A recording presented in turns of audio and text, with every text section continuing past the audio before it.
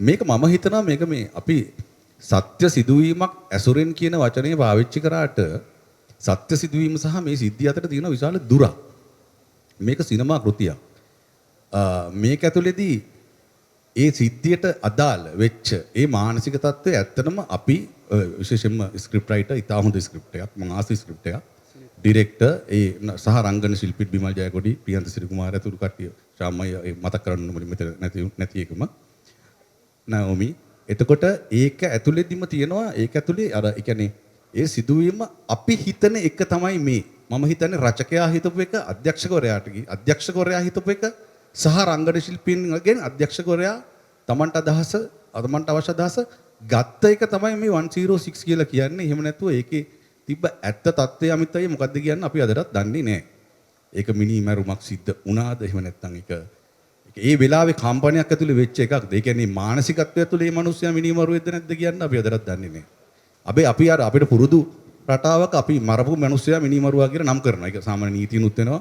සියලු දේවල් වලින් එන ඒ මිනිස්සයා මං හිතනවා යම් කිසි විදියට හෘද සාක්ෂියට අවංක මිනිසෙක් කියලා සුරංගයේ මං හිතන හේතුව තමයි ඒ මිනිස්සයාගේ අතින් ඒ ඛේදවාචකේ උනාට පස්සේ ඒ ඛේදවාචකයේ වෙන්නේ අතර මං කියන්නේ ලිංගික ආසාවක් හෝ ආදරයක් කියලා කියන්නේ ওই දෙකේ මම නම් අනියම්ද නියම්ද කියලා එකක් දකින්නේ ලව් න ලව් ආදරයක් ඇති වුණා අපි ඊට පස්සේ ඒකට දාගන්නවා එක පෞල් සංස්ථාව ඒවා මේවා යස්සේ ඒක අපේ රාමුවක් මිසක් ඒ මිනිස්සයාගේ රාමුවක් නෙමෙයි ඒක ඇතුළේදී එයාට සිද්ධ වෙන ඒ කියන්නේ එයාට හොඳ බිරිඳක් ඉන්න ආදරය කරන බිරිඳ සහ ඒක මේක ලස්සනයි කාස්ටිං වල මම මේ පොඩ්ඩක් එඩියට අවිලා කතා කරන ඕලනේ මේ ඒ කියන්නේ දමිතක්ක මේ පැත්තෙන් ඉන්නවා ඒක ලස්සන හැබැයි වෙනත් ගැහණු කෙනෙක් ඉන්නවා එයාට හැබැයි එයාගේ හිත යනවා එයාට වඩා තරුණ වයසේ ගැහණු ළමයෙකුට ඕක සාමාන්‍ය වෙන්න පුළුවන් ඕක ගැහණු කෙනෙකුට වෙන්න පුළුවන් පිරිමි කෙනෙකුට වෙන්න පුළුවන් අමිත් අයනවා ඔව් නැතුව කියලා කියනවා වෙන්න පුළුවන් අය ඕන කෙනෙකුට වෙන්න පුළුවන් හැබැයි ඒ පෞල් සංස්ථාව රැක ගන්න ගිය මේ මිනිස්යාගේ අතින් සිද්ධ වෙච්ච මේ අසාධාරණය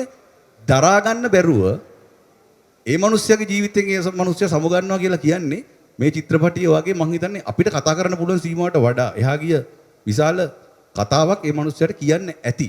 හැබැයි ඒ පුද්ගලයා වෙනුවෙන් මේක ඇතුලේ නැවතත් වෙන විදිහකට එයාගේ සයිකෝ එක එයාගේ ඒ විදිහට මේක නැවත කියවන්න ඉඩ දීපු එක ගැන ස්තුතිවන්ත වෙනවා මම හිතන්නේ ඒ මියගිය තරුණිය සහ තරුණයා කියන්නේ ට පුළුවන්කමක් තිබ්බා නම් දැක්කා නම් ඒගොල්ලෝ අද මෙතන මේ ෆිල්ම් එක කරාට මං හිතනවා ස්තුතිවන්ත වෙනවා කියලා. දින 50යි කියලා කේක් එක කැපුවට ස්තුතිවන්ත වෙනවා කියලා. මොකද මේක අපි සාධාරණීකරණය කරපු එකක් මං හිතන්නේ ඒක තමයි ආර්ට්.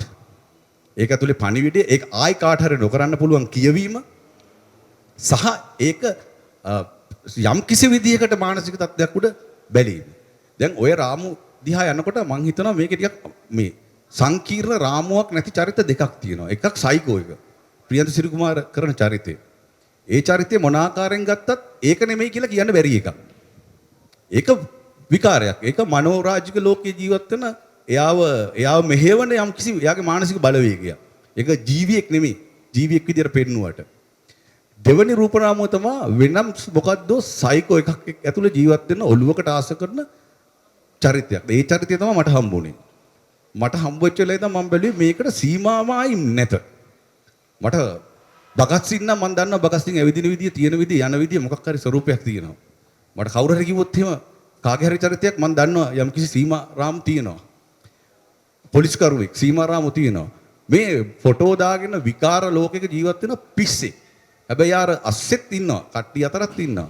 ඒකෙදි ඇත්තටම සීමාවයි නැත. ඊට පස්සේ මම හිතුවේ අපිට සීමාවයි නැති එකක් රඟපාන එක අමාරුයි සීමාමායිම් තියෙන එකට වඩා කියලා. හැබැයි ඒකම අයිය වෙනවා සීමාමායිම් තියෙන එකක් රඟපානකොට හිතෙනවා නැති එකට වඩා අමාරුයි කියලා මේක. දෙකම අමාරුයි මම කියන්නේ.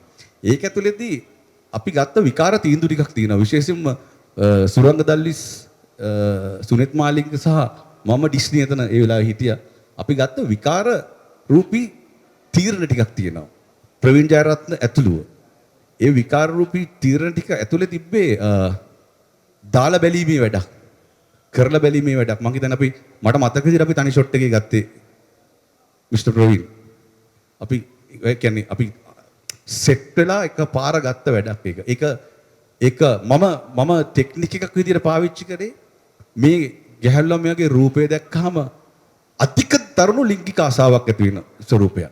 ක්ෂණික මෝචනයක් බවට පත් වෙනා වගේ මානසික තත්ත්වයක්. සහ කියවා ගන්න බැරි ඉරියව් ටිකක්. hina යනවා මේ වෙනවා අඬනවා මොනවා කරනවද කියලා දන්නේ නැහැ ඌ. මොකද බෙල්ල තියෙන හින්දා. දැන් මේ රහසක් නෙමෙයි දැන්. ඊළඟ කාරණා තමයි බිමල්ගේ රූපය දැක්කට පස්සේ ඇති වෙන්නේ මොකද්ද හොයාගන්න බැරි ඉරිසියාව, ලිංගික ඉරිසියාව. අධික ලිංගික ඉරිසියාව, අධික ලිංගික ඉරිසියාව දැන් අපි මෙතනදී අපිට මිස් වෙන එක තමයි මේ මරණය පවා අධික ලිංගික ඉරිසියාවක් ඇතුළේ සිද්ධ වෙන මරණය. ලිංගික ඉරිසියාව තමයි ඒ. ඔයා මෙයා විමල් එක්ක කතා කරනකොට කතා කරන වචනෙට තියෙන ලිංගික ඉරිසියාව. මෙයත් එක්ක තියෙන ලිංගික ඉරිසියාව. ඒකේ ලොකුම ලිංගික ඉරිසියාව තියෙන මිනිස්සයා මම මොකද මම දරාගෙන ඉන්නව දරාගෙන. හැම හමුවීමක් අස්සෙම මිනිහා බලාගෙන ඉන්නවා. ඒකකවත් ලිංගික ඉරිසියාවක් නැහැ නිකන් බලන් ඉන්නවා. නිකන් ෆොටෝ එක ගහනවා නිකන් බලන් ඉන්නවා. හැබැයි ඒ ඔක්කොගෙම ගෙනල්ලා අන්තිම තියෙන්නේ අරක. ඒක අපිට ඕනුනේ විකාරයක් කරන්න. ඒ විකාරය තමයි ඔය.